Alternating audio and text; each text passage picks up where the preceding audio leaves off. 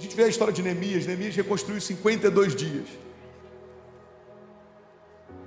O que não conseguiram reconstruir em décadas.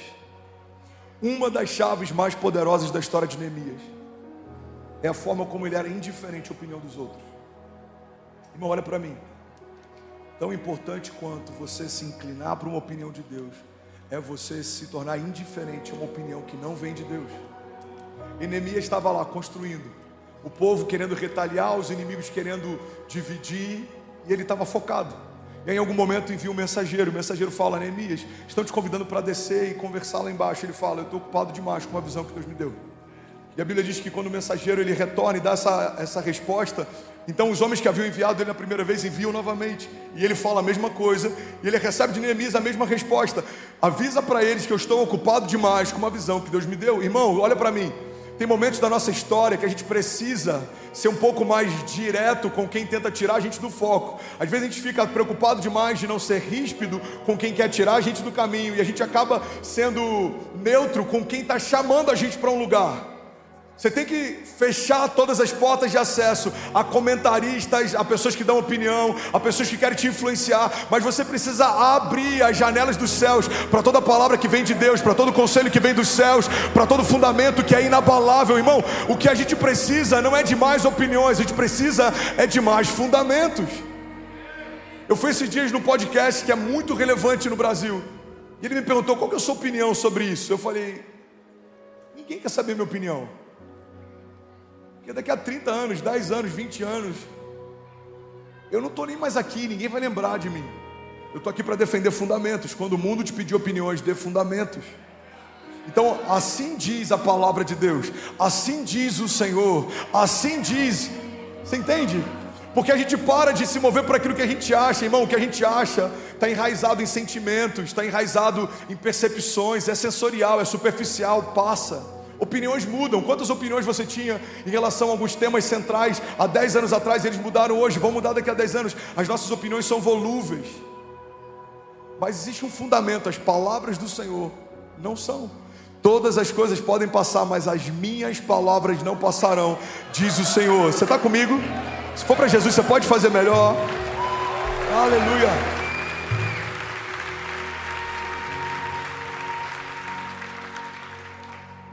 Cuidado com os comentaristas, mas tenha muito cuidado também com os pessimistas. Os pessimistas muitas vezes são travestidos de pessoas sensatas ou zelosas. Tem gente que o conselho sempre é um conselho para você fazer menos do que você está sonhando em fazer, para você sonhar um tamanho menor do que você está sonhando. E muitas vezes a gente ouve esses conselhos e a gente trata como se fossem conselhos zelosos. Talvez não, talvez sejam só pessoas pessimistas. Uma das coisas que eu mais ouvi são pessoas dizendo: no início do meu ministério eu também era assim, igual você, isso vai passar. Eu também era assim, empolgado no início, isso passa. E pior, quando tentam ancorar isso numa coisa que parece que é muito sensata. Quando a gente amadurece, isso muda. Irmão, não tem nada a ver maturidade com ausência de ousadia. Não tem nada a ver tempo de ministério com ausência de confiança em Deus. Eu declaro, eu creio que daqui a 20 anos eu vou olhar para coisas que aos nossos olhos hoje parecem que a gente foi ousado demais, e a gente vai rir dessas coisas falando: cara, lembra quando para a gente isso parecia muito grande? Olha o que o Senhor está fazendo agora. Irmão, eu não aceito a ideia de que o tempo de caminhada vai me deixar menos apaixonado, queimando menos, desejando menos, sonhando menos, sendo menos ousado. Pelo contrário, quanto mais a gente conhece o caráter de Deus, mais a gente confia nele, descansa nele, se move nele. Alguém está comigo? Cuidado com os pessimistas. Eles sempre confundem pessimismo com sensatez. E se você é um pessimista, eu quero te exortar em nome de Jesus. Talvez você não seja sensato, você só tenha se tornado cético. Sua história foi difícil, foram muitos levantes, você sabe o quanto custou chegar até aqui, mas eu tenho uma boa notícia para você.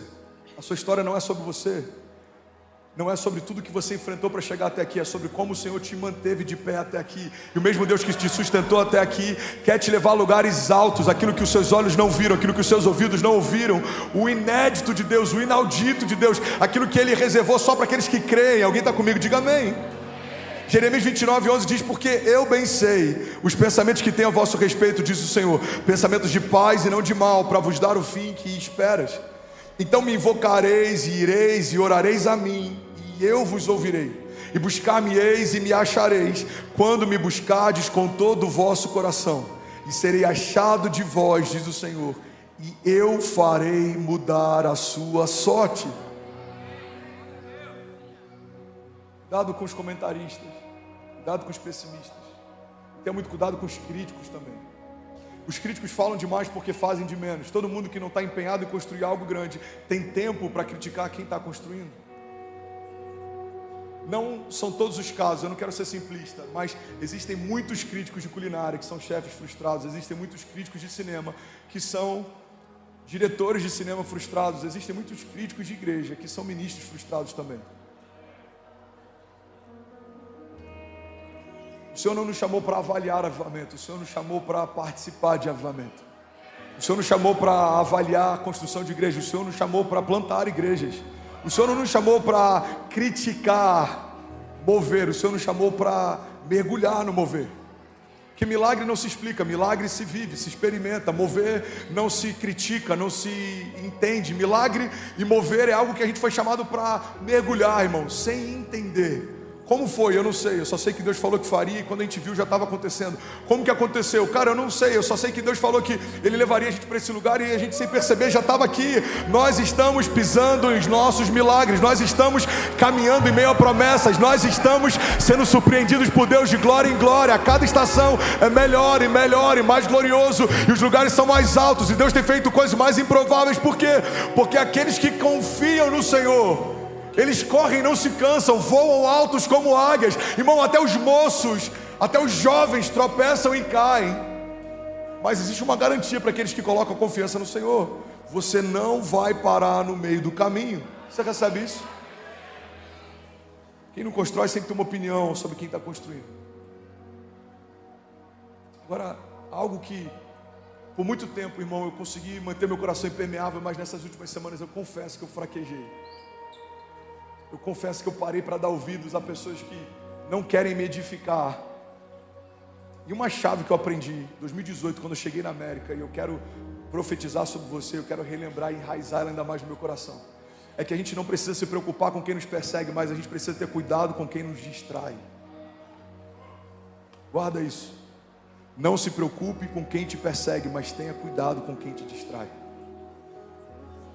A gente viveu nessa semana da Global algo tão glorioso, a igreja viveu algo tão glorioso, mas um dia antes de pregar, na noite que antecedia o dia que eu ia pregar, eu fui setado de todas as formas que você imaginar. Por 5 anos, essas setas nunca tiveram acesso no meu coração, mas naquela semana eu falei: quer saber? Eu vou responder. O que eu percebi? Todo frustrado vai tentar te frustrar. Se ele não consegue parar você no início da tua jornada, ele vai tentar cansar você no meio dela. E de quem é a culpa? A culpa é nossa, porque nós damos acesso ou não. Uma das coisas que eu fiz desde o início de 2018, quando Deus enviou a gente para a América, que manteve meu coração num lugar saudável, foi fechar todas as portas de acesso. Se eu não vejo, eu não sinto. Se eu não ouço, eu não sinto. Eu literalmente silenciei todas as vozes que me abatiam, literalmente silenciei todas as vozes que me entristeciam. Isso manteve meu coração saudável. Irmão, guarda isso em nome de Jesus. Você precisa governar o centro das suas emoções, porque é desse lugar que fluem as fontes de vida. Então, não se preocupa com quem te persegue. Todo gigante ao longo da história, a gente percebeu que eles se tornaram um passaporte para um próximo nível. O gigante tirou Davi da invisibilidade. Os irmãos venderam José, mas empurraram ele para o governo. Todos os heróis da fé que foram testados, os seus gigantes na verdade os promoveram. O problema não é quem te persegue, o problema é quem te distrai. A gente olha para a história de Sansão e Dalila, por exemplo. Dalila não era necessariamente o inimigo, mas ela era a distração. Sansão foi gerado por Deus para ser um libertador, para liderar um avivamento, para liderar o povo, foi guardado desde o ventre. Sansão era um projeto de Deus, recebeu uma unção de Deus, ele carregava a força de Deus, mas tudo isso acaba no dia que ele deita no colo errado. O final da história de Sansão é trágico. É capturado pelos seus inimigos, eles cegam ele, tornam ele um bobo da corte, até o último dia da sua história. Sansão precisou lembrar que uma distração fez com que o que Deus tinha para ele fosse frustrado. Os projetos de Deus para Sansão não viveram a plenitude do que Deus tinha para ele, não porque Deus não queria fazer, mas porque ele se distraiu. Quantos homens de Deus trocaram a pureza do sacerdócio e um ministério extraordinário porque deitaram com uma mulher que não era sua? Quantos homens de Deus estão me ouvindo agora, ou online, em outra nação, que têm trocado a pureza da família que Deus te deu para edificar por causa de uma noite de prazer? Começa com uma conversa, começa com um limite que você ultrapassa. E assim em todas as áreas da nossa vida. É assim quando a gente negligencia o dízimo, é assim quando a gente fecha o nosso coração para a generosidade, é assim quando a gente, sem perceber, vai negociando princípios, a gente vai negociando valores. Irmão, guarda isso em nome de Jesus. Não se preocupa com quem te persegue, deles o Senhor cuida, com eles o Senhor fala. Agora tenha cuidado com quem te distrai. As distrações têm roubado mais ministérios do que todos os levantes que a gente já viu ao longo da história. Distrações têm roubado a pureza do que todos os problemas que têm se levantado ao longo da história. O problema nunca foi o deserto, o gigante, a tempestade. O problema sempre foi a distração. A Bíblia diz, e eu quero voltar nesse ponto, era primavera, período em que os reis iam para a guerra. Davi decidiu ficar no palácio. Era tempo de guerrear, não era tempo de descansar. Era tempo de militar, não era tempo de conforto. Mas a Bíblia diz que quando ele estava no lugar que não deveria estar, ele viu o que não deveria ver. E o resto da história você já sabe. Olha que interessante, a Bíblia diz que numa tempestade os discípulos estavam desesperados. Eles tentam acordar Jesus, questionando: mestre, você não se preocupa que a gente morra? Jesus dorme e eles militam. Mas tempos depois, a Bíblia diz que Jesus está com uma angústia mortal, um pouco antes de ser crucificado, e ele pede para que os discípulos orem com ele. Quando ele volta do seu lugar de oração, os discípulos estão dormindo. Irmão, quem está distraído tenta fazer algo quando Deus fala para descansar, e tenta descansar quando Deus fala para se posicionar. É por isso que a Bíblia diz que o sábio discerne o tempo e o modo de todas as coisas. Eclesiastes 3 diz que há um propósito determinado para todo propósito debaixo dos céus. Há um tempo determinado para todo propósito debaixo dos céus. Há tempo de plantar e há tempo de colher, há tempo de avançar e há tempo de recuar, há tempo de abraçar e há tempo de afastar, há tempos de guerra e há tempos de paz. As distrações fazem com que a gente não perceba a estação que a gente está. Se é tempo de descansar, descanse. Se é tempo de guerrear, guerreie. Se é tempo de clamar, clame. Se é tempo de chorar, chore. Se é tempo de se alegrar, se alegre. Se é tempo de rasgar suas vestes, rasgue. Mas não se distraia. Quando você discerne estações, você evita frustrações. Alguém está recebendo essa palavra? Diga amém. Sansão e Dalila são um exemplo claro. Ele morreu sem cumprir o seu propósito porque dormiu no colo errado. Mas todas essas coisas, na verdade, nos mantêm alertas. Eu não lembro de quem é o autor, mas essa frase é muito poderosa. Ele diz: quando um cachorro late, é porque tem alguém próximo da porta. Quando um cachorro late, é porque tem alguém próximo da porta. Igreja, não se distraia. Estamos vivendo um tempo poderoso como igreja. Estamos vivendo algo glorioso. A gente está recebendo testemunhos de famílias que estão prosperando, negócios que estão crescendo, casamentos que estão sendo restaurados, enfermos estão sendo curados, tem gente sendo batizada com o Espírito Santo.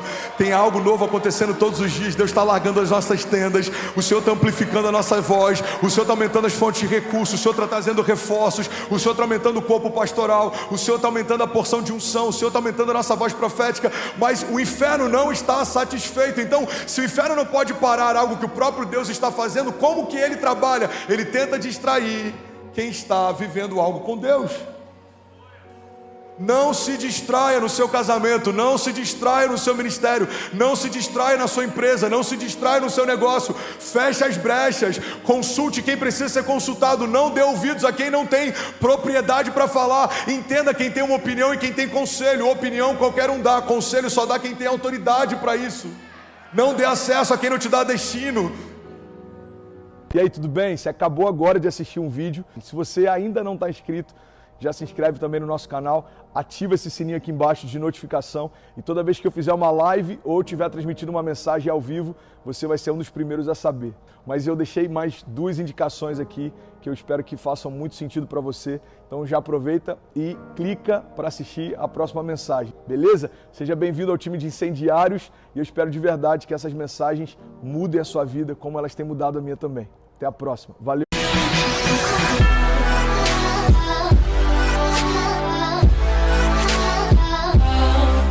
Tem alguém com expectativa de ouvir Deus falar essa noite?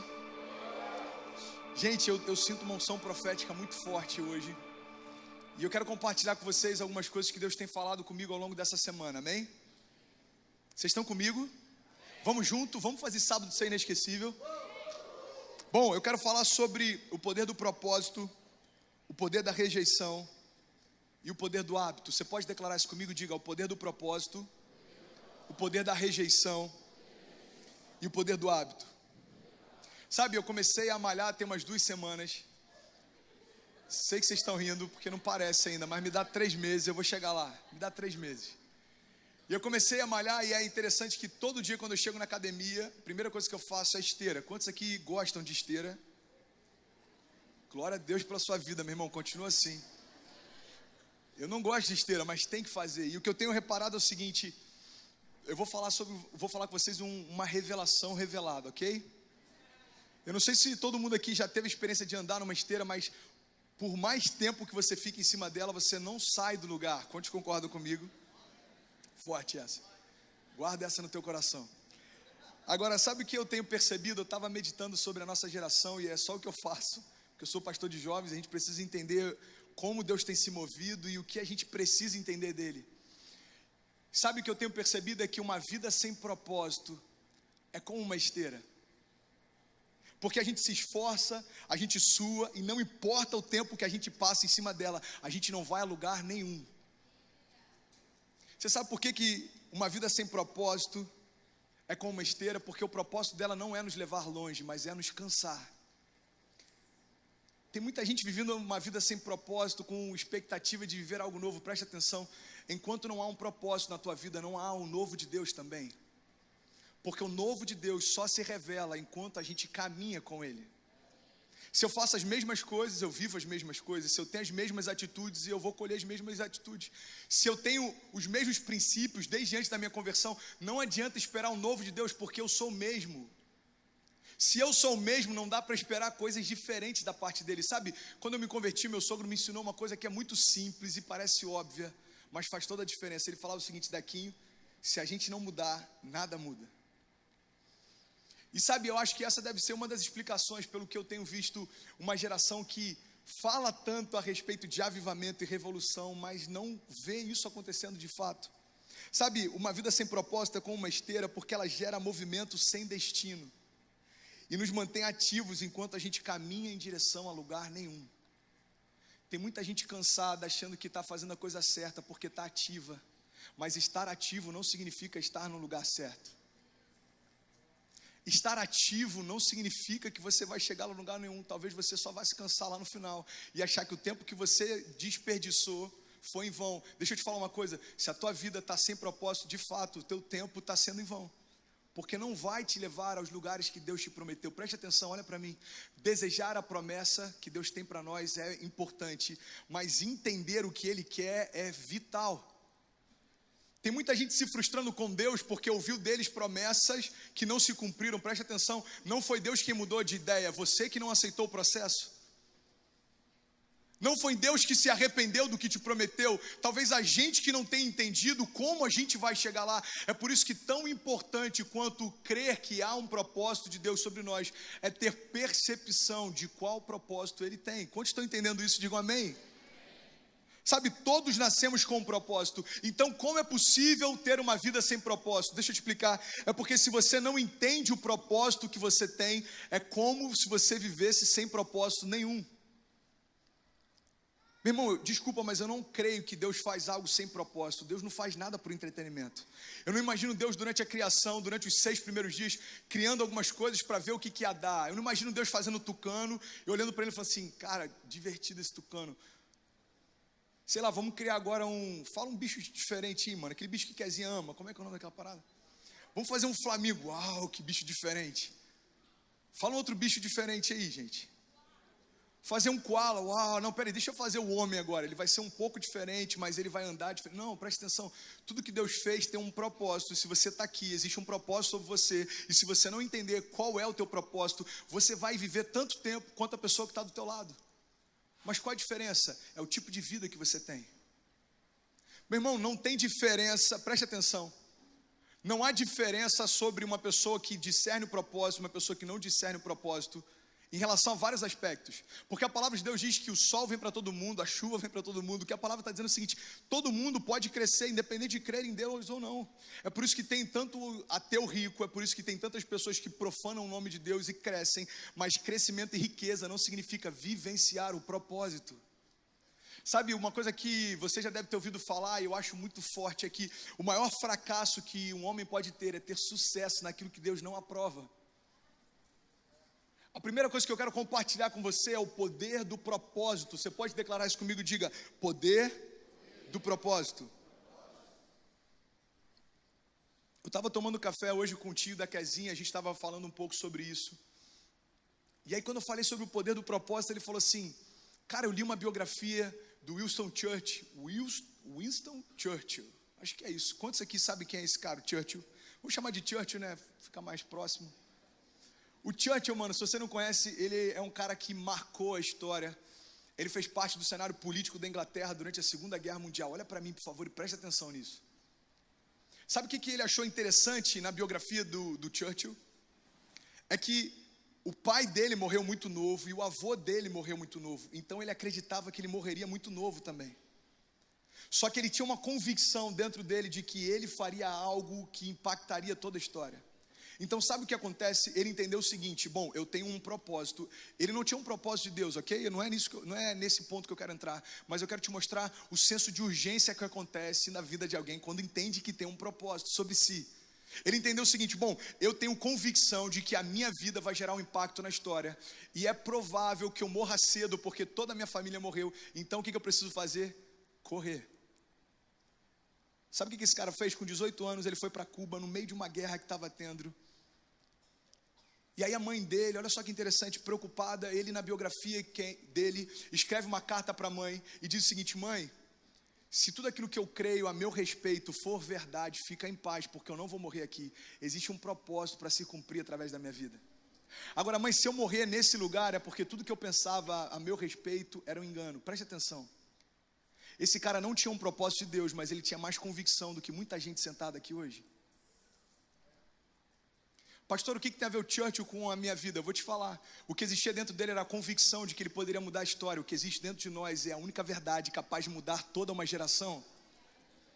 Sabe o que esse cara entendeu quando ele descobriu que ele tinha algo dentro dele capaz de impactar a história? Ele descobriu que existia uma palavra chamada senso de urgência. O que é o senso de urgência? Você entende que não pode deixar para amanhã aquilo que você pode fazer hoje. Meu irmão, eu tenho analisado a nossa geração e sabe o que eu tenho percebido? Eu tenho visto tanta apatia da nossa parte. Eu tenho visto tanta gente omissa em relação ao chamado de Deus. Eu tenho visto tantos jovens passivos. E eu cheguei à conclusão: a única explicação para a nossa falta de posicionamento é que nós não acreditamos no que nós temos declarado. Na boa, nós não acreditamos que nós somos a geração do avivamento. Nós não acreditamos que nasceu uma revolução na cruz e se estende até hoje através das ruas onde a gente passa. Nós não acreditamos que o poder de Deus vai invadir as ruas que nós andamos. Nós não acreditamos que carregamos uma mensagem explosiva e inflamável. Sabe por quê? Porque se de fato a gente acreditasse nisso, a gente viveria diferente. A única explicação que eu consigo ter olhando para os jovens que eu pastorei nesses anos de ministério é que ou a gente não acredita naquilo que a gente declara, ou a gente não sabe lidar com aquilo que a gente recebeu de Deus. Porque não é possível que você acredite que dentro de você existe o dunamis de Deus. Não é possível que você acredite que dentro de você existe o mesmo poder que ressuscitou Jesus dos mortos e você vive do mesmo jeito que você vivia antes de saber disso. Meu irmão, das duas uma, ou a gente não acredita naquilo que a gente declara, ou a gente está esperando que vai cair do céu, aquilo que Deus espera que agora se mova através de nós. Eu acho que eu já falei sobre isso aqui alguns sábados atrás, Se eu não falei, eu falei no livro, sei lá, no Evangelho Sem Filtro, ou no 3 Dias no Barco. Olha só que coisa interessante. Atos diz que Jesus chega para os discípulos e fala: olha, eu estou voltando para o Pai. E é necessário que eu vá, porque se eu não for, o Espírito não virá sobre vós. E aí Jesus começa a acender os céus, e a palavra diz que ele é recebido por uma nuvem. E olha só que interessante, quando ele é recebido por uma nuvem, a Bíblia faz questão de enfatizar que os discípulos continuaram olhando para cima, como se esperassem algo de lá. E aí 2 anjos aparecem para eles e dizem o seguinte: por que vocês olham para o céu? Você pode declarar isso comigo? Diga: por que vocês olham para o céu?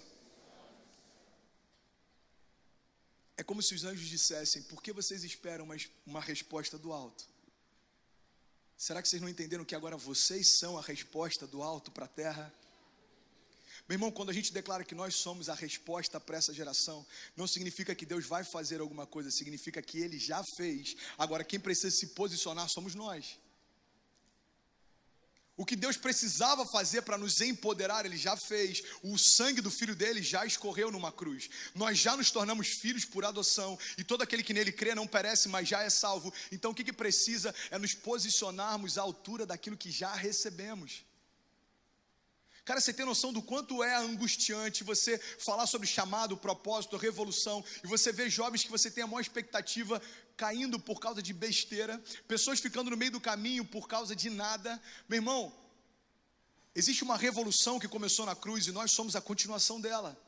Agora preste atenção, se você vai fazer parte disso ou não, é uma escolha sua. Pastor, se a nossa geração não se posicionar, o que vai acontecer? Para Deus não muda nada, porque o que Ele precisava fazer já está consumado.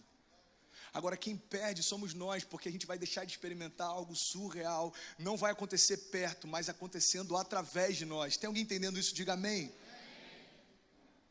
Sabe, se a gente acreditasse nisso, me explica então o porquê da nossa falta de busca. Por que da nossa falta de conhecimento da palavra? Por que tanta inconstância? Por que tanta incoerência? Por que tanta passividade em relação ao chamado? Por que tanta crise de identidade? Por que tanta fome por aceitação? Meu irmão, se de fato a gente acredita nisso, o que está faltando em nós não é senso de propósito, mas é posicionamento em relação a Ele. Pastor, eu acredito em tudo isso que você falou. O que eu declaro não é uma mentira. Então o que falta em você não é falta de senso de propósito. Você já sabe o propósito que tem. Você só precisa se posicionar. Se tem 600 pessoas nesse auditório, 500, eu não tenho ideia, preste atenção. A minha preocupação não é se todo mundo vai sair alegre, mas quantos vão sair transformados aqui, quantos estão entendendo isso, diga amém. Eu lembro que uma vez eu ministrei uma palavra lá em Cabo Frio, e teve uma pessoa que falou assim: isso aí pastor, solta uma cajadada, a gente gosta de cajadada. Eu falei: não, meu irmão, você entendeu tudo errado, porque o cajado do pastor não é para ferir a ovelha, é para trazer para perto. Sabe, durante muito tempo a gente entendeu que dar uma cajadada significa ferir a ovelha. Não, o cajado ele tem esse formato, que é justamente para pegar a ovelha e trazer para perto. Só exorta quem ama, porque quem não ama não está nem aí para onde você está indo. Para mim é muito mais fácil pregar mensagens de amor todo sábado e ver uma galera vindo à frente. Mas preste atenção, eu não estou preocupado só com como você vai se alegrar com a mensagem, mas como você vai estar daqui a 6 meses. Eu quero olhar para cada jovem aqui e ver que você rompeu. Porque, meu irmão, desde o momento em que eu entendi o propósito que Deus tem para mim, eu tenho experimentado romper sobrenatural todos os dias. E sabe o que é melhor? Não tem nada a ver comigo, mas tem tudo a ver com Ele. Semana passada me mandaram uma foto, cara, eu fiquei feliz demais, eu não lembro quem que mandou, mas era uma foto que eu estava filmando assim com a câmera, e ele falou assim, aí a gente na mídia e tal, e me trouxe a memória, cara, como eu comecei aqui, presta atenção, eu não comecei pregando no altar, eu comecei filmando atrás das câmeras quem pregava. Sabe por que tem muita gente deixando de viver o propósito? Porque já quer começar sem antes gerar bases para que possa se mover, preste atenção. Sabe qual é o propósito do processo? É gerar as bases pelas quais você vai se mover lá na frente. É por isso que tem tanta gente crescendo rápido, mas depois de um tempo cai. Por quê? Porque cresceu sem ter bases para suportar a estrutura que tem. Tem alguém entendendo isso? Diga amém. Sabe, se a gente acreditasse de verdade naquilo que a gente declara, a nossa cosmovisão seria diferente. Você sabe o que é uma cosmovisão? É a forma como você olha tudo ao teu redor. É como se fossem as lentes que a gente coloca para ver tudo ao nosso redor. Meu irmão, quando você entende para que você foi chamado, a tua cosmovisão muda. Você sai daqui, você vai olhar para Niterói, você vai falar assim, bom, quais áreas precisam ser afetadas? Em que lugares eu posso revolucionar essa cidade? De que forma eu vou impactar a minha geração? O que eu posso fazer para mudar isso? Mas preste atenção, isso não tem a ver com aquilo que a gente fala, não tem nada a ver com você sair daqui e postar um monte de coisa no teu Instagram. Eu vou falar sobre isso daqui a pouco, amém? Porque às vezes a gente é incendiado numa mensagem de despertamento como essa, a gente acha que o despertamento significa falar mais sobre propósito. Não, o despertamento significa se posicionar sobre o propósito que já se tem. Sabe, eu quero falar sobre o poder do propósito e eu creio que isso vai mudar a nossa história, porque a nossa visão de mundo só muda quando a nossa visão de propósito é estabelecida. As coisas ao teu redor só vão mudar, meu irmão, quando as coisas dentro de você mudarem primeiro. Você pode declarar isso comigo? Diga, tudo ao meu redor só vai mudar quando mudar dentro de mim primeiro. Eu vou usar o exemplo de um cara que foi fantástico, eu sou apaixonado por ele. Eu lembro que eu recebi uma carta quando eu estava no hospital, que eu chorei demais com essa carta, porque tinha uma frase nessa carta que mexeu comigo. E teve um jovem que escreveu e falou: pastor, o que eu gosto de ouvir nas tuas mensagens é porque você fala de Jesus como fosse o seu super-herói. Eu falei: uau, eu estou no caminho certo então. Porque se ele não for o nosso centro, se ele não for a nossa referência, se ele não for a nossa busca, meu irmão, a gente precisa reavaliar algumas coisas. Você sabe por que Jesus sempre teve um propósito bem definido? É porque a cruz não foi um engano, a cruz era o propósito. É por isso que a dor não preocupava ele, é por isso que a morte não preocupava ele, é por isso que a cruz não preocupava ele, é por isso que a perseguição não preocupava, porque isso não foram coisas que aconteceram no meio do caminho por acaso. Ele veio exatamente para passar por isso. Sabe, quando eu entendo o propósito final, eu não me desespero em meio ao processo. Olha que coisa interessante, tem um pastor chamado Mike, e eu estava lendo um livro dele essa semana e eu achei maravilhoso o que ele falou. Ele disse o seguinte: quando Henry Ford estava inventando o carro, quando Santos Dumont estava inventando o avião, quando Steve Jobs estava inventando o iPhone, eles não perguntaram para suas criações qual o propósito que elas teriam. Eles as criaram com um propósito específico. E logo depois ele diz o seguinte: o Criador decide e a criação descobre. Sabe por que a gente se frustra? Porque tem muita gente querendo decidir o propósito que tem. Você já nasceu com ele. Você só precisa descobrir qual é. Pastor, mas não é fácil. É claro que não, a gente vai caminhar a vida inteira em busca disso. E tem momentos que a gente vai achar que está perto e depois vai perceber que não tem nada disso. Teve momentos na minha caminhada que eu estava acreditando que eu estava caminhando em busca do propósito, depois eu vi que era só vaidade. Teve momentos na minha caminhada que eu estava caminhando, crendo que aquilo era o propósito, depois eu vi que era só distração. Teve momentos na minha caminhada que eu acreditei que eu estava caminhando em busca do propósito, depois eu vi, meu irmão, que eu estava construindo coisas para mim mesmo. Preste atenção. É o que o pastor Márcio fala, meu irmão: santo não é aquele que não peca, mas aquele que sempre se lava. Sabe, a caminhada em busca do propósito não significa que você vai ter convicção o tempo inteiro que você não vai errar, mas significa que você vai errar menos do que você erraria se não tivesse nem aí para ele. Tem alguém entendendo isso? Eu quero falar sobre o poder do propósito, porque o nosso desígnio não é uma decisão nossa, mas é uma descoberta nossa. Você pode declarar isso? Diga: o meu propósito não é uma decisão minha, mas é uma descoberta. Sabe, eu quero compartilhar sobre o poder da rejeição. E eu falei sobre isso no YouTube essa semana e eu fiquei impactado com a quantidade de pessoas que me deram feedback por essa mensagem. Tem 1 minuto só. Mas como eu vi pessoas sendo impactadas, eu falei sobre o poder da rejeição. E o que Deus falou comigo é que aquilo que a gente rejeita define muito mais o nosso destino do que aquilo que a gente deseja. Porque desejar coisas boas, meu irmão, não te faz diferente de ninguém. Todo mundo deseja coisas boas. Quantos aqui desejam morar na Somália? Levanta a mão aí, por favor. Quantos aqui tem um sonho? Pastor, eu tenho um sonho de começar a Lagoinha Síria. Levanta a mão, por favor. Ninguém? Pastor, eu tenho vontade. Não, ninguém deseja. Meu irmão, todo mundo deseja viajar para fora. Todo mundo deseja construir uma família linda, todo mundo deseja ter uma história cheia de momentos marcantes, todo mundo deseja, mas por que nem todo mundo vive o que deseja? Porque aquilo que você deseja não te diferencia da multidão, mas aquilo que você rejeita sim. Se a gente for olhar para grandes homens de Deus, o que eles fizeram de diferente da multidão? Eles rejeitaram coisas que a multidão não rejeitava. Eu vou te dar um exemplo. Você pode desejar o teu chamado, mas se você não rejeitar o pecado, vai dar no mesmo. Você pode desejar marcar uma geração, mas se você não rejeitar as distrações, vai dar no mesmo.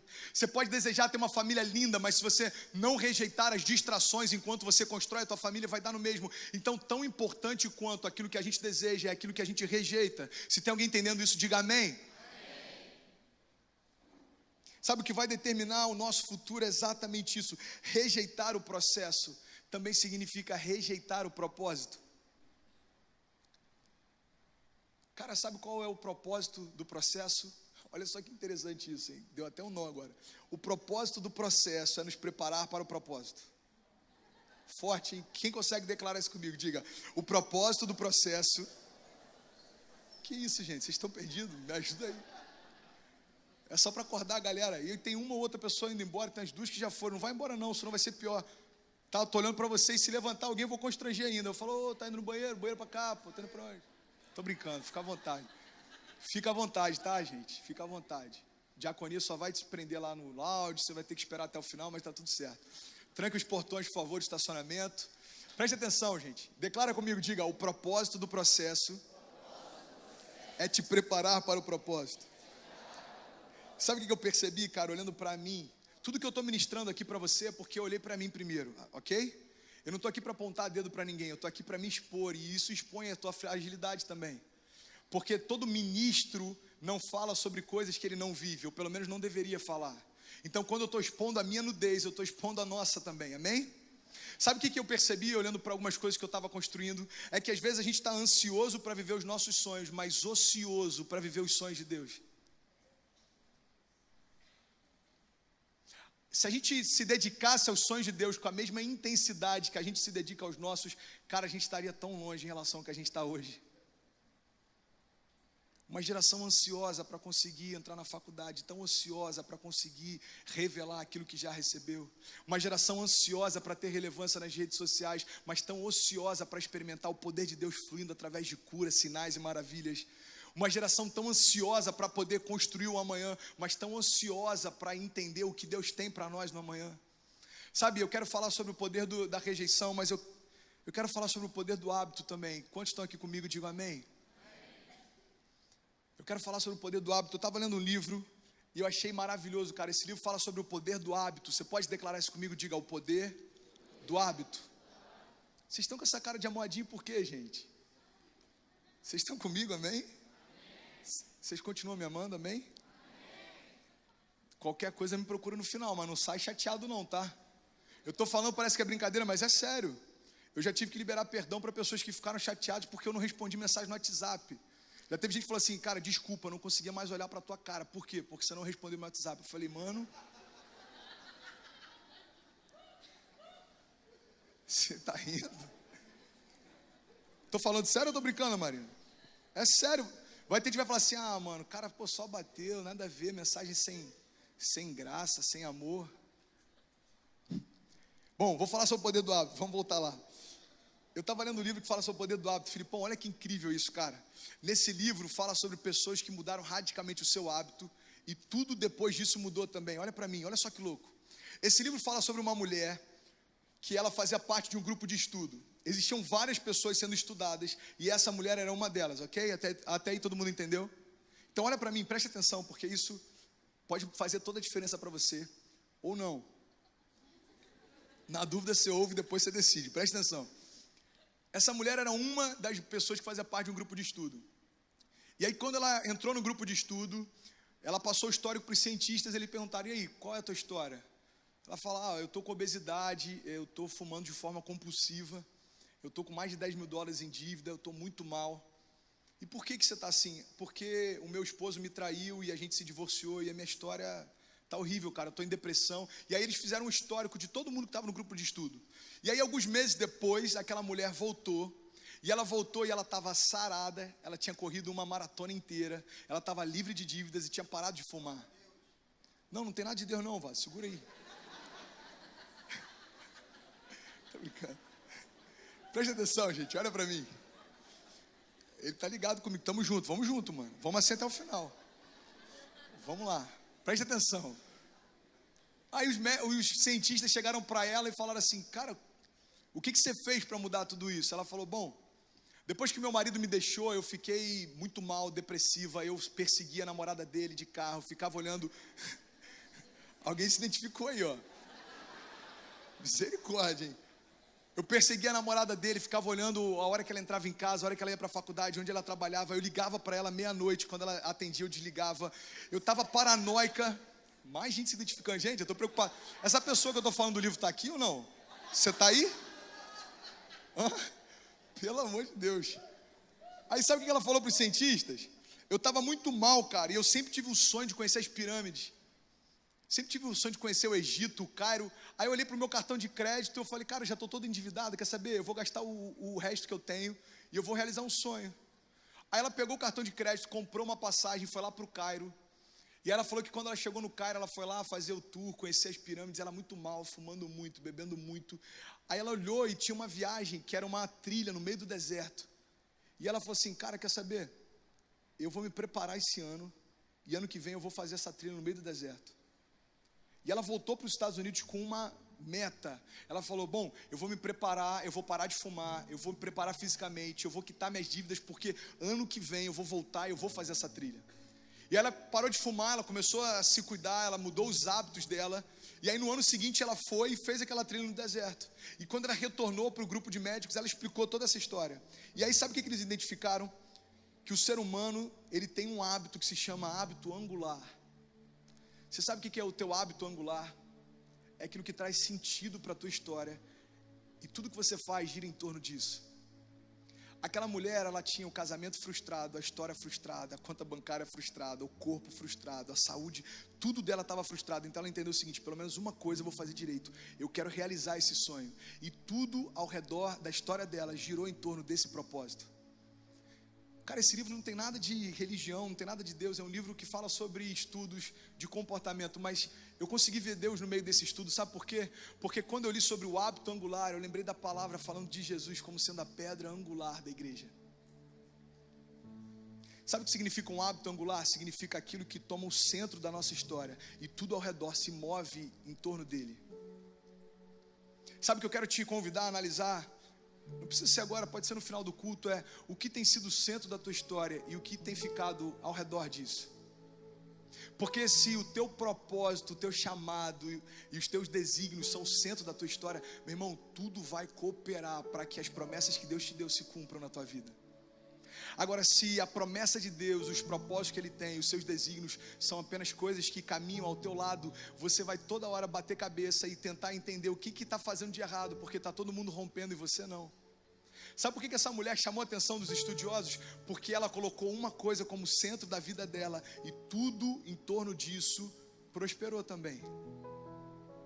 Sabe, uma geração que vai mudar a história, uma geração que vai trazer avivamento, uma geração que vai trazer despertamento, uma geração que vai trazer a revolução de Jesus para invadir as ruas da cidade, precisa entender que Jesus é o centro da sua história, não é parte dela. Quantos podem dizer amém por isso? Sabe, eu estou falando sobre o poder dos hábitos, porque o que Deus falou comigo enquanto eu lia isso é que a mudança de natureza propicia a mudança de hábitos e altera o nosso senso de propósito. É por isso que muita gente se cansa na tentativa de mudar os hábitos, na tentativa de não pecar mais, na tentativa de não fazer mais nada errado. É porque enquanto eu ainda não experimentei a mudança de natureza, os meus hábitos não mudam também. Meu irmão, você nunca vai conseguir deixar de pecar enquanto você não nascer de novo. Você nunca vai conseguir desejar os sonhos de Deus enquanto você não tiver a natureza dele dentro de você. Você sabe por que tem gente que desiste no meio do caminho? Porque deseja os sonhos de Deus, mas não tem a natureza dele. É impossível as duas coisas se conectarem. Nicodemos chega para Jesus de madrugada e ele fala assim: mestre, eu vejo que tu és mestre, rei, porque ninguém pode fazer o que você faz se não for da parte de Deus. Agora me diz, o que eu preciso fazer para entrar no reino de Deus? Jesus fala: cara, é simples, você precisa nascer de novo. Porque se você não tiver a minha natureza, você nem vê o meu reino, nem entra nele.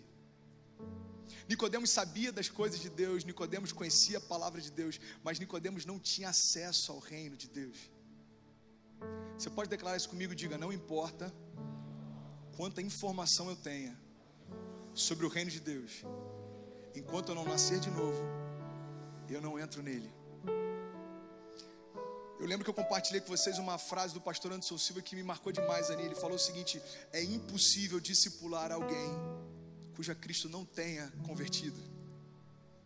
Você sabe por que é impossível a gente discipular uma geração que não se converteu? Porque a gente vai sempre falar de coisas que essa geração não entende. Eu falei sobre o poder do propósito, eu falei sobre o poder da rejeição, eu falei sobre o poder dos hábitos. Eu quero terminar falando sobre o poder de estar em Cristo. Quantos podem dizer glória a Deus por isso? Você pode abrir sua Bíblia comigo em João 15, versículo 1.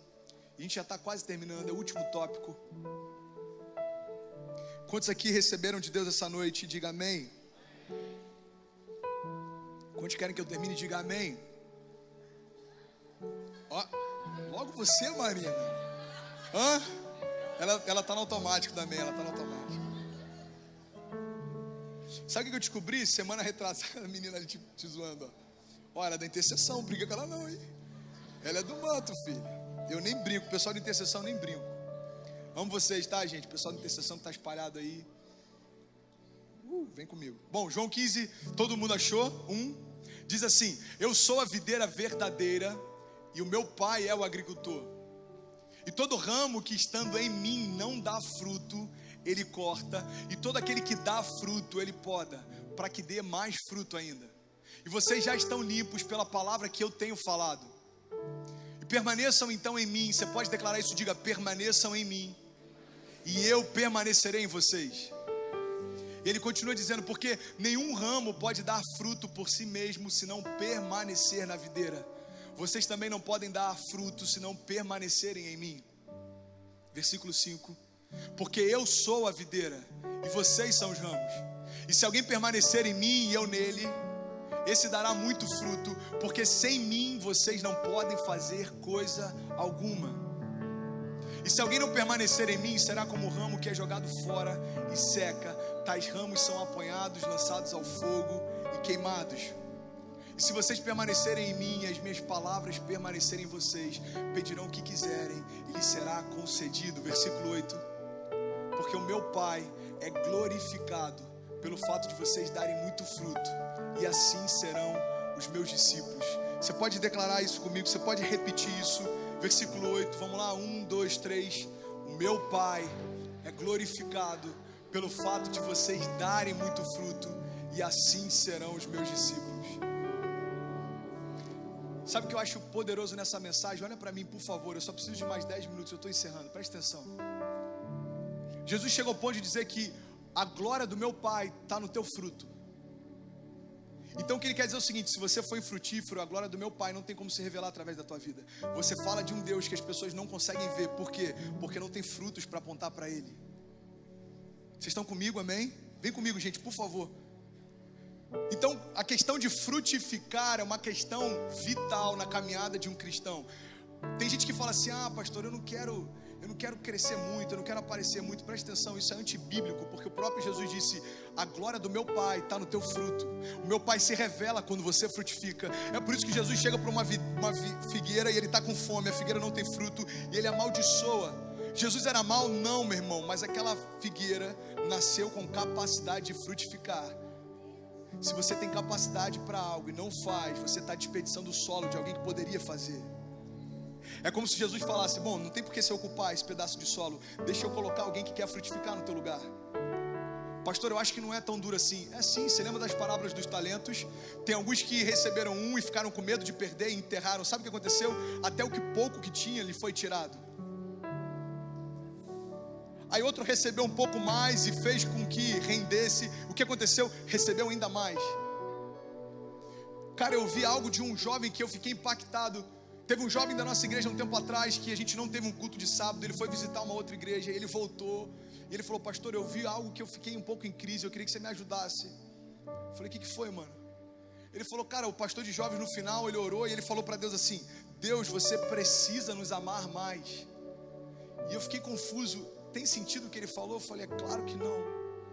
Eu fico imaginando Deus olhando uma oração dessa e falando: filho, vocês não usufruem do amor que eu dei, vocês querem mais. Porque amor em mim não é uma característica, amor é quem eu sou, e eu sou ilimitado. Então vocês têm todo o amor que vocês precisam. Se você usufrui ou não, isso é uma questão sua, mas eu estou inteiramente disponível, eu sou ilimitado, eu sou o princípio e o fim, eu sou antes de todas as coisas, e sabe o que eu fiz? Eu me dei por você, eu estou disponível para você hoje. Agora, se você não quer, isso é uma decisão sua, não vai mudar nada quem eu sou. Eu vi na internet esses dias algo que eu achei maravilhoso, botaram uma foto do planeta Terra, e botaram assim, a Terra com você, e do lado tinha a mesma foto, a Terra sem você. Sabe qual a diferença que faz para a Terra? Nenhuma. É sério. Botaram duas fotos. Aí você fica procurando, meu irmão, tem diferença? Nenhuma, porque a terra com você ou sem você é a mesma. Mas para mim faz toda a diferença. Quantos estão entendendo? É como aquela história que eu compartilhei com vocês há um tempo atrás. Quando eu fui para a Bolívia, eu entrei no hospital lá e Deus me inspirou a comprar medicamentos para crianças que estavam à beira da morte por falta de antibiótico. E você acredita que por mais profundo que seja esse propósito, quando você volta para o Brasil, tem gente que fala assim, mano, no Rio de Janeiro tem criança morrendo também, no Nordeste tem gente morrendo também, você precisa ir para fora, preste atenção, cara. Eu sei que existem pessoas passando pelo mesmo problema no Rio, no Nordeste, na Bolívia, em qualquer lugar. Talvez para você não faça diferença, mas para aquela criança fez toda a diferença.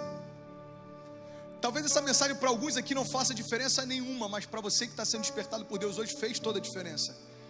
Talvez o teu propósito, você possa achar que para quem está ao teu redor não faz diferença nenhuma, mas quando você cumpre, para você faz toda a diferença, porque você nasceu para isso. Ei, presta atenção, os teus frutos glorificam o Pai, porque quando o mundo olha para aquilo que você frutificou nele, o mundo reconhece que Deus é fiel e Ele é de verdade. Jesus fala, olha, todos aqueles que estão em mim vão dar frutos, mas aqueles que não estão em mim não podem dar fruto. Presta atenção, gente, olha para mim, olha que interessante que Jesus fala. É como um ramo que é arrancado, ele não pode dar fruto. Eu não sei se você já viu isso, mas se você pegar uma árvore linda, verde, cheia de flores e arrancar um dos ramos dela, por alguns dias ela permanece verde. Sim ou não? Algumas demoram mais para murchar, outras demoram menos, mas por algum tempo ela permanece verde. Mas existe uma coisa nela que é impossível: frutificar. Porque por mais que aos meus olhos ela pareça saudável, não existem raízes para gerar mais fruto. O que Jesus está dizendo é o seguinte: não importa, meu irmão, a tua aparência, não importa o que pensam de você, não importa o que você mostra para os outros, não importa o teu feed no Instagram, não importa o quanto você tenta demonstrar que é saudável, não importa o quanto você tenta demonstrar que é crente, se você não estiver em mim, é impossível você frutificar, e se não há em você frutos, não há a glória do meu Pai estabelecida sobre você. Tem alguém entendendo essa mensagem? Diga amém. Então qual é, pastor, o desejo de Deus para a nossa geração? É que a glória dele se manifeste através dos nossos frutos. E esses frutos não estão ligados àquilo que nós fazemos, mas àquilo que nós frutificamos. Sabe, a minha casa é um fruto. Porque eu sei quem eu era antes da cruz e eu sei quem eu sou depois dela. Seria impossível o André antes de Jesus se manter casado por quase 10 anos, daqui a algum tempo quase 15, quem está entendendo? Possível, cara. Meu primeiro ano de casamento a gente quase se separou. Sabe por quê? Porque eu estava no processo e o velho André ainda queria dar conselhos para o novo André. Eu li algo um tempo atrás que eu achei maravilhoso, cara. Não sei se é o Spurgeon que falou isso. Ele falou o seguinte: eu descobri... Não, ele disse o seguinte: eu acreditava que o velho homem havia morrido nas águas do batismo, mas eu descobri que o miserável aprendeu a nadar. Eu passei por esse processo, cara, no meu casamento. No primeiro ano eu descobri que o meu velho homem sabia nadar, mano. Eu falei, caraca, eu achei que o miserável tinha morrido. Agora, sabe por que meu casamento está de pé até hoje? Não é porque eu sou bom, não é porque eu aprendi técnica de casamento, não é por nada disso, porque a graça de Deus nos manteve de pé. E hoje, quando as pessoas olham pra gente, sabe o que elas veem? Fruto. Quando o meu sogro que acompanhou o processo, quando o meu pai que acompanhou o processo, quando a minha família que sabe dos altos e baixos que a gente já enfrentou, olha para eu, Kezinha e Cecília frutificando, sabe o que eles veem? A glória de Deus sobre a nossa casa, porque só Ele podia fazer. Quando eu passei problemas dentro da minha casa, quando eu tive dispensa vazia, quando eu passei por problemas de enfermidade no hospital, meu irmão, você olhou para mim há 20 dias atrás, no meu feed tinha fotos de alguém entubado com antibiótico na veia. Hoje você está me vendo pregando. Sabe o que significa isso? Fruto, e não tem nada a ver comigo, tem tudo a ver com Ele. Mas quando é gerado em mim, aponta para Ele, a glória dele se revela. Esse é o projeto de Deus para a nossa geração. Agora deixa eu falar algo para vocês, deixa eu compartilhar algo que Deus tem falado muito comigo. Sabe, eu tenho percebido que a nossa geração está confundindo muita coisa, cara. É por isso que a gente está batendo cabeça muitas vezes. A gente fala da liberdade da graça e alguns entendem, bom, então agora eu posso fazer tudo. A gente fala da importância da identidade como filhos, e alguns estão achando que agora tudo vai cair do céu, porque você é filho de Deus. A gente fala de chamado, e muitos têm entendido na sua caminhada que agora tudo se resume ao que você faz na força do seu braço. A gente fala de influência, e tem gente confundindo isso com o alcance das redes sociais. A gente fala de frutificar, e tem gente que não tem nem raiz dentro, quer mostrar fruto fora. A gente fala de relevância, e tem gente achando que isso tem a ver com fazer um canal no YouTube.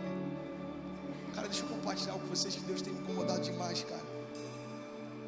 Se eu não tivesse convicção plena do propósito pelo qual eu fiz um canal, eu teria deletado ele há algum tempo já. Porque me incomoda o fato de estar no mesmo pacote de alguns jovens que têm se levantado e feito canais só para poder ter alcance e relevância.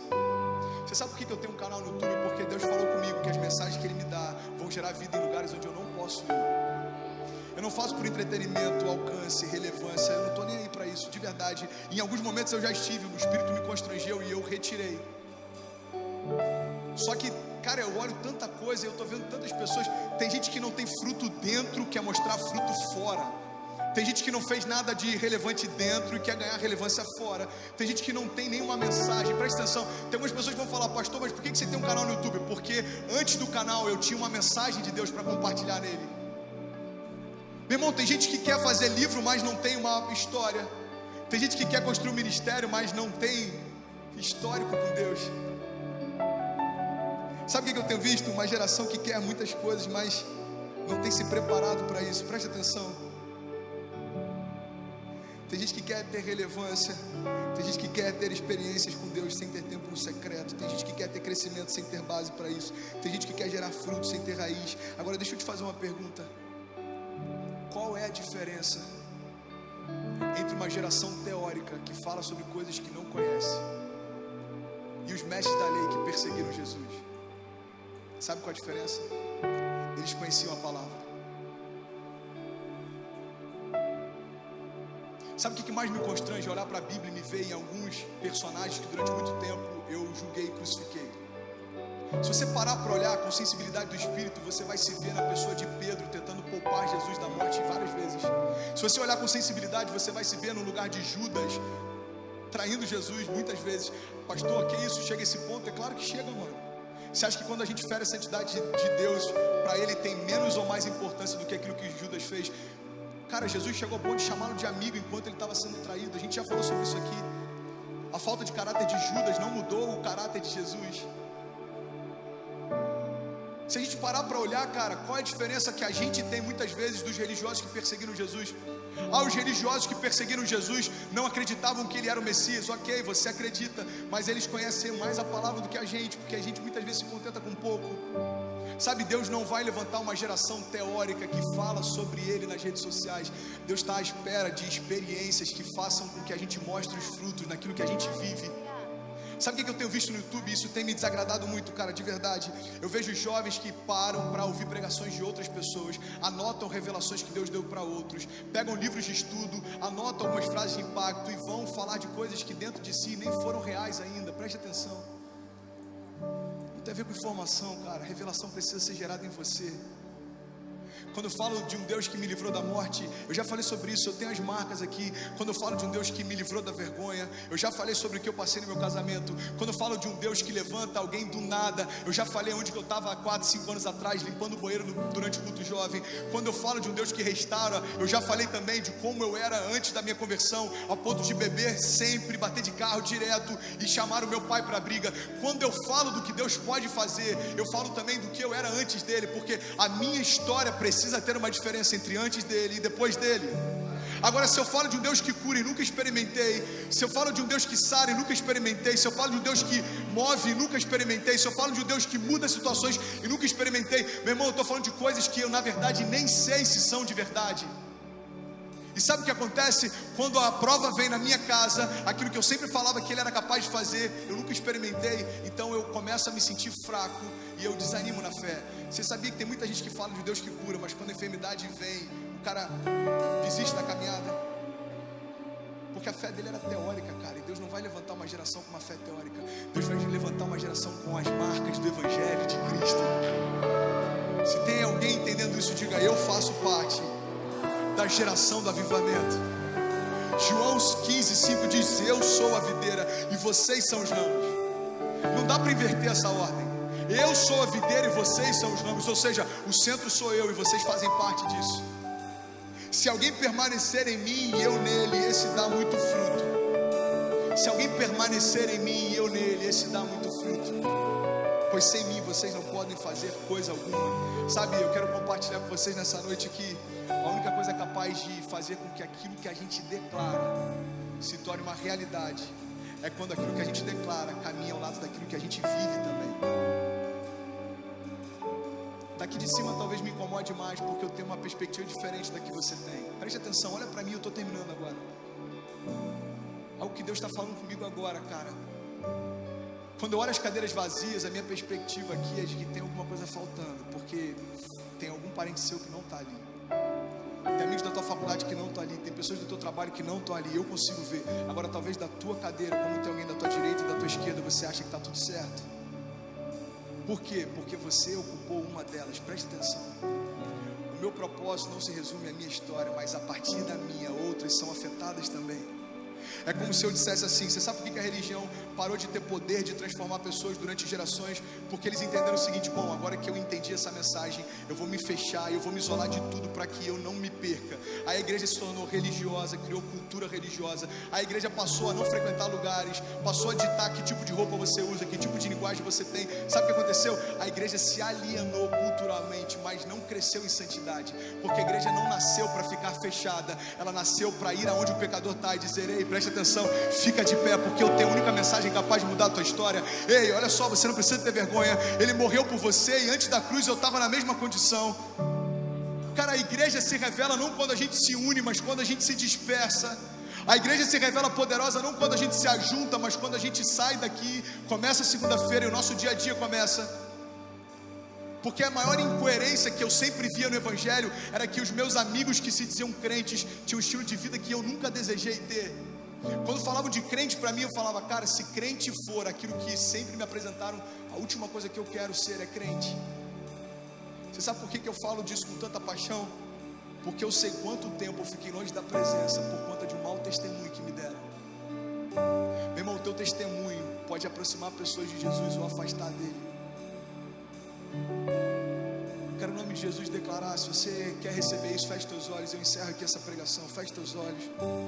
Eu quero orar com você. Pai, levanta no nosso meio uma geração com experiências contigo.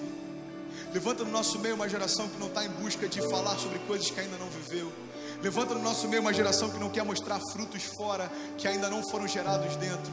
Levanta no nosso meio uma geração que tem vergonha de falar de coisas que ainda não são reais para si. Levanta no nosso meio uma geração com temor, Pai, que entende que conhecer pouco da Tua palavra significa conhecer pouco de quem Você é. Levanta, Pai, no nosso meio, e levanta através de nós uma geração que tem paixão pelo chamado, uma geração que entende o que significa ser chamado filho de Deus. Levanta no nosso meio uma geração que não se contenta com pouco, mas entende que os nossos frutos revelam a Tua glória.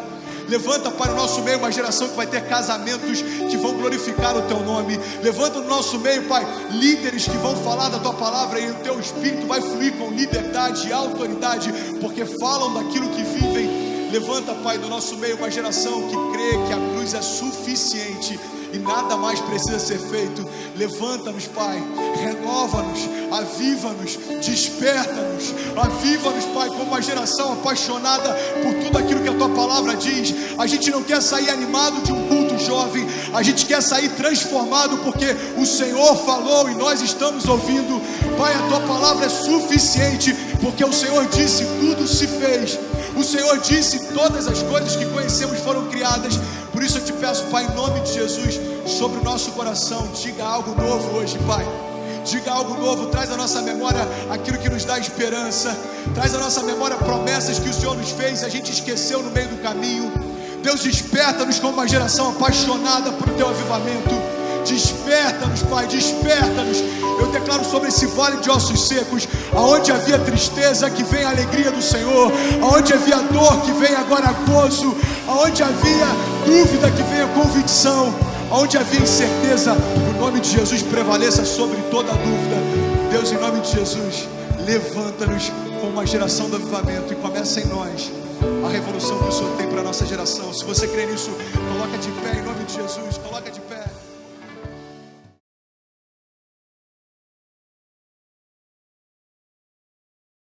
Quem somos?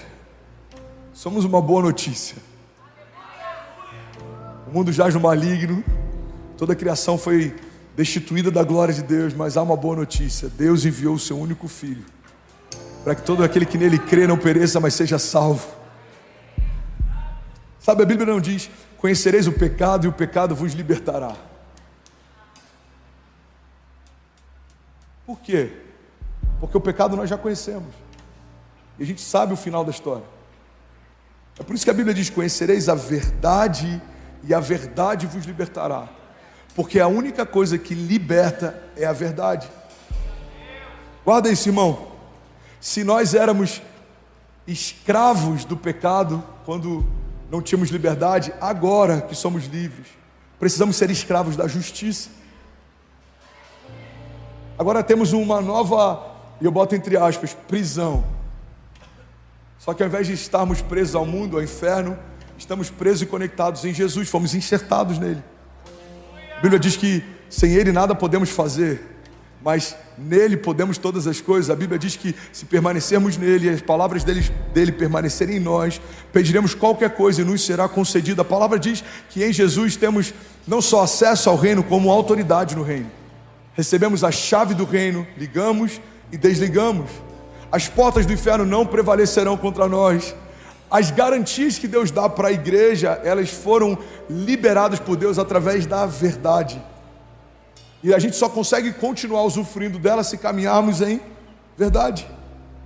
E esse é o nosso encargo profético. Alguém está recebendo algo de Deus aqui? Diga amém. Não podemos deixar de confrontar o pecado. Não podemos deixar de anunciar a graça. É uma linha tênue. Em alguns momentos parece até que elas não coexistem, mas na verdade as duas precisam estar alinhadas em todo discurso, em todo sermão, em toda conduta, em toda prática. Guarda isso, irmão. Precisamos denunciar o pecado, mas precisamos anunciar a graça. Se só denunciamos o pecado, mas não anunciamos a graça, corremos o risco de nos tornarmos religiosos. Se só anunciamos a graça e não denunciamos o pecado, corremos o risco de vivermos em libertinagem. Existem muitos púlpitos no Brasil, e não se assuste, a quantidade deles vai aumentar, que tem mudado a teologia, relativizado os princípios para caber dentro de uma pauta. Tem muitas pessoas que inspiraram a igreja décadas atrás, alguns compositores, alguns músicos, alguns pastores, que eles têm condenado. Irmão, um cara, e eu vou chamar assim, porque eu não conheço a ponto de aferir a ele o título de pastor de ovelhas, um cara se levantou no púlpito de uma igreja para chamar o pastor André de mensageiro de Satanás, porque ele pregou sobre santidade. Mas você analisa pessoas que ele tem apreço e pessoas que têm apreço por ele, muitos deles foram feridos com a igreja, não necessariamente porque a igreja estava errada, mas talvez porque a igreja não falou o que eles gostariam de ouvir. A Bíblia diz que nos últimos dias os homens ajuntariam para si mestres segundo os seus próprios prazeres, desejos, expectativas, porque os seus ouvidos teriam comichões para ouvir a verdade. Vocês lembram quando eu preguei sobre fé seletiva? Eu falei sobre o encontro entre Paulo e o imperador e o governador na época, e a Bíblia diz que quando ele vai falar para ele sobre juízo, domínio próprio, sobre eternidade, a Bíblia diz que Félix diz: basta. A Bíblia diz: ele teve medo ao ouvir sobre essas coisas e disse: basta, quando eu achar conveniente, volto a chamá-lo. Irmão, existem muitas pessoas, olha para mim, que têm caminhado por conveniência até em relação ao evangelho. Se essa mensagem me agrada, eu ouço. Se essa mensagem não me agrada, eu pulo. Talvez uma boa parte de quem está sentado aqui só não parou de ouvir o que eu estou pregando porque é indelicado se levantar no meio do culto, mas se fosse pela internet já teria trocado de canal. O fato de nós nos adaptarmos à igreja online, e nada contra, pelo contrário, eu acredito nisso, e ontem 70% de quem veio se batizar de alguma forma, em algum momento foi impactado pela minha vida ou por uma palavra que eu liberei, por isso vieram de outros estados para poder serem batizados numa igreja que, por misericórdia, eu estou liderando. Eu acredito na força da igreja online, eu acredito nisso, Mas a gente não pode negligenciar uma verdade. O fato de termos total controle em mudar o sermão quando não nos agrada, nos coloca num lugar muito perigoso. A palavra de hoje não está tão legal. Uau, essa palavra aqui me agrada, me alegra, me acalma. Existem pastores tocando uma geração inteira. E se você for espremer os seus sermões, o suco que eles carregam nada mais é sobre um evangelho que deixa o nosso coração quentinho, confortável. Mas essa verdade deixa de ser verdade se não apresentarmos juntamente com ela os princípios do evangelho. É verdade que Deus tem promessas para nós? É verdade. Mas existe uma condicional, permanecermos nele. É verdade que Deus tem bondade para nós? É verdade, mas existe uma condicional, precisamos nos tornar filhos dele. É verdade que podemos nos tornar filhos de Deus? É verdade, mas não somos todos filhos de Deus, somos todos criatura dele. Ao reconhecermos Jesus como Salvador, recebemos então o Espírito de adoção, pelo qual clamamos Abba, Pai. É verdade que Deus tem para nós prosperidade, é verdade, mas precisamos honrar os princípios dele. Irmão, tem muita gente que fala sobre essa parte, mas não prega sobre essa, e por isso que muita gente está vivendo uma decepção na sua jornada com o evangelho. Alguns chegam ao ponto de dizer: pastor, eu não sabia que seria tão difícil. Pois é, precisamos lembrar, não é fácil caminhar com Jesus, não vai ser rápido viver todas as promessas, mas temos uma garantia: nós nunca estaremos sozinhos. Nós nunca estaremos sozinhos. Ele nunca disse que seria rápido, ele nunca disse que seria fácil, ele nunca disse que seríamos poupados das lutas. O seu filho não foi. Irmão, olha para mim, que loucura esperarmos que Deus nos poupe de algo que não poupou nem a seu único filho. Eu estou frustrado porque me traíram. Jesus foi traído. Eu estou frustrado porque tem pessoas me perseguindo. Jesus foi perseguido. Eu estou frustrado porque como que Deus permitiu que pessoas me humilhassem? Jesus foi humilhado. Estou frustrado porque eu estou passando por algumas faltas. Jesus passou por falta. Ele sentiu sede e deram vinagre para ele beber. Irmão, guarda isso. Não existe nada que Deus exija de nós que o próprio Deus não tenha cumprido em si. Deus exige santidade porque Ele é santo. Deus espera de nós bondade porque Ele é bom. Deus espera que a gente caminhe em verdade porque Ele é a verdade. Deus espera que a gente não se desvie do caminho porque Ele é o caminho. Alguém está comigo aqui? Diga amém. Eu tenho uma boa notícia, existe um caminho de volta. Mateus 24:12 diz: e por se multiplicar a iniquidade, o amor de muitos esfriará. Mas aquele que perseverar até o fim, esse será salvo. Alguém pode dizer glória a Deus por isso? Eu só preciso de mais 5 minutos, eu vou finalizar. Atos 3:19 diz: arrependam-se, pois, e voltem-se para Deus, para que os seus pecados sejam cancelados. Isso é muito forte, irmão. Igreja, guarda isso. Graça sem verdade vira libertinagem. Verdade sem graça vira religiosidade. Se nos nossos púlpitos a gente só falar sobre verdade, mas sem graça, a gente pode caminhar debaixo de uma dinâmica de antiga aliança. Mas se a gente falar só sobre graça sem verdade, a gente pode correr o risco de viver por uma hipergraça. A gente precisa entender que Ele é paz, Ele é bom, Ele é justo, mas isso não anula nele o fato dele ser fogo consumidor, ser um justo juiz. Alguém está comigo? A graça sempre diz: é possível viver um novo começo, é possível receber uma segunda chance, é possível viver promessas, é possível ver Deus abençoar você e os frutos do seu trabalho, é possível ser curado, é possível viver debaixo de uma aliança. Mas a verdade sempre vai dizer: é preciso. É preciso ter uma conduta diferente, é preciso caminhar de uma forma diferente, é preciso ser diferente em meio ao mundo caído, é preciso conhecer as Escrituras, é preciso ter tempo no secreto, é preciso semear, é preciso servir, é preciso carregar o fruto do Espírito. Guarda isso, irmão, a graça é possível, é possível. A verdade é preciso, é preciso, é preciso. Se a gente só falar sobre verdade, só vai falar sobre o que é preciso. Você tem que fazer, você tem que fazer, você tem que cumprir. Se a gente só falar sobre a graça, a gente só vai falar, é possível, você vai ver milagre, você vai ver promessa, você vai romper, vai ser tudo bom, vai ser tudo maravilhoso. Mas quando as duas coisas se completam, a gente vive uma vida plena em Deus.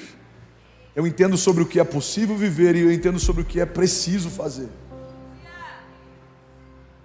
Sejam santos como eu sou santo. O que é graça, André? Graça é o poder para viver acima do pecado. Graça não é uma autorização para viver em pecado. Graça não é uma justificativa para viver pecando e depois pedir desculpas. Graça é uma autoridade para caminhar acima do pecado.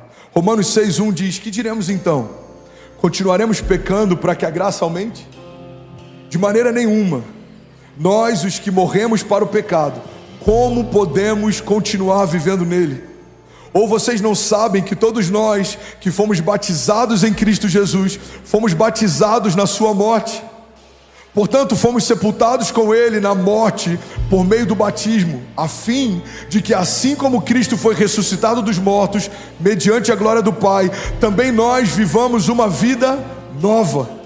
Se dessa forma fomos unidos a ele na semelhança da sua morte, certamente o seremos também na semelhança da sua ressurreição. Pois sabemos que o nosso velho homem foi crucificado com ele, para que o corpo do pecado seja destruído, e não mais sejamos escravos do pecado, pois quem morreu foi justificado do pecado. Ora, se morremos com Cristo, cremos também que com ele viveremos, pois sabemos que, tendo sido ressuscitado dos mortos, Cristo não pode morrer outra vez. A morte não tem mais domínio sobre ele, porque morrendo, ele morreu para o pecado de uma vez por todas, mas vivendo, ele vive para Deus. Da mesma forma, considerem-se mortos para o pecado, mas vivos para Deus em Cristo Jesus. Portanto, não permitam que o pecado continue dominando seus corpos mortais, fazendo que vocês obedeçam aos seus desejos. Não ofereçam os membros dos seus corpos ao pecado como instrumentos de injustiça. Antes, ofereçam-se a Deus como quem voltou da morte para a vida, e ofereçam os seus membros dos seus corpos a Ele como instrumentos de justiça. Pois o pecado não os dominará, porque vocês não estão debaixo da lei, mas debaixo da graça. E então, vamos pecar porque não estamos debaixo da lei, mas debaixo da graça? De maneira nenhuma. Não sabem que quando vocês se oferecem a alguém para lhe obedecer como escravos, tornaram-se escravos daquele a quem obedecem? Escravos do pecado que leva à morte, ou da obediência que leva à justiça? Mas graças a Deus, porque embora vocês tenham sido escravos do pecado, passaram a obedecer de coração a forma de ensino que lhes foi transmitida. Vocês foram libertados do pecado e tornaram-se escravos da justiça. Falo isso em termos humanos por causa das suas limitações humanas. Assim como vocês ofereceram os membros dos seus corpos em escravidão à impureza e à maldade que leva à maldade, ofereçam-nos agora em escravidão à justiça que leva à santidade. Quando vocês eram escravos do pecado, estavam livres da justiça. Que fruto colheram então das coisas das quais agora vocês se envergonham? O fim delas é a morte. Mas agora que vocês foram libertados do pecado e se tornaram escravos de Deus, o fruto que colhem leva à santidade, e o seu fim é a vida eterna. Pois o salário do pecado é a morte, mas o dom gratuito de Deus é a vida eterna em Cristo Jesus, o nosso Senhor.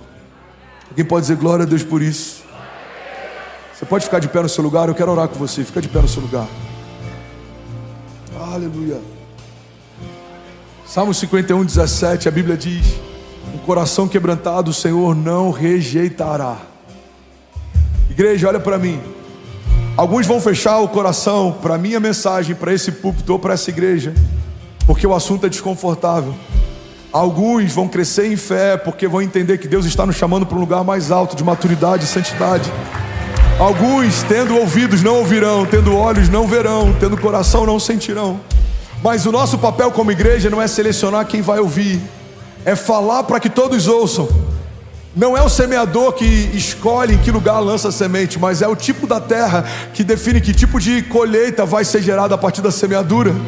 Jesus disse que um semeador saiu a semear e que cada porção de semente caiu no tipo de terra. Aquelas que caíram numa terra cheia de espinhos, ela não teve forças para frutificar. Aquela que caiu em meio a pedras, as raízes se tornaram muito frágeis. A Bíblia diz sobre determinados tipos de solo, mas a Bíblia fala que aquela que caiu num solo bom, ela frutificou.